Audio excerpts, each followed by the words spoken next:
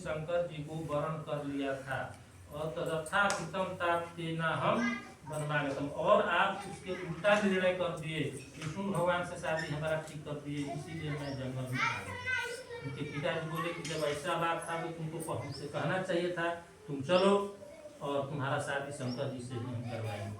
अरे तुम अस्माकम वैवाहिक क्रिया भर लाकर और शंकर जी के साथ सारी वैवाहिक क्रिया संपूर्ण करके और शंकर जी के साथ पार्वती की विदाई कर दिए।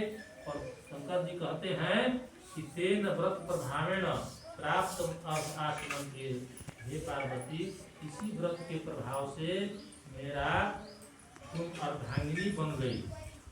तदापि व्रत राजस्सु कस्याग्रेण निवेदयेत् व्रत राजस्य नामेदं स्नु देवी यथा भवेत् अली भी हरिता तस्मात् जाता हरितालिका। शंकर जी कहते हैं कि हे पार्वती इस व्रत का नाम हरितालिका व्रत भी है, इसलिए है कि सखियों ने तुमको हरण करके जंगल में ले गया था, इसलिए इसका नाम हरितालिका व्रत पड़ गया। पार्वती वाचा नागदम तत्तम नाथम विधि वदमं प्रभो किम पुण्यम किम फलम चास्य केन वाक्यते व्रतम।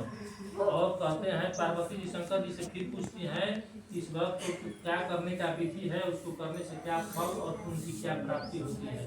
भगवान कहते हैं कि स्नु देवी विधि वक्षण नारी नाम व्रत उत्तमम कर्तव्यम तु प्रयत्न ने देशो भागी की। हे पार्वती सुनो, मैं इस व्रत का विधि बतलाता हूँ।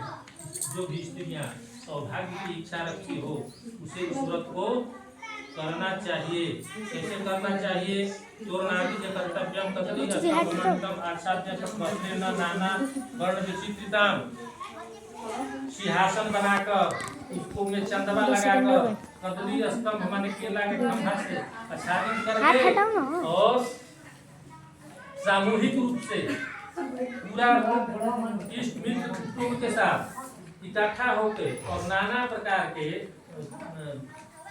शंकर भगवान के पार्वती से प्रतिमा बनाकर और उसको विधि विधान से पूजा करना चाहिए तीज तिथि को, और अनेक प्रकार के फल फूल आदि से भोग लगाना चाहिए, धूप दीप से और मंत्र से पूजा करना चाहिए।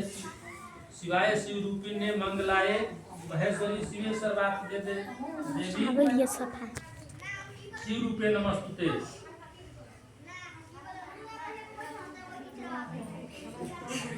कहना चाहिए कि हे शिव रूपे आपको सदा के लिए नमस्कार है, हे ब्रह्म रूपिणी आपको नमस्कार है, हे सिंह वाहिनी संसार के भय से भयभीत की रक्षा करे और इस कामना की पूर्ति के लिए मैं आपकी पूजा की है।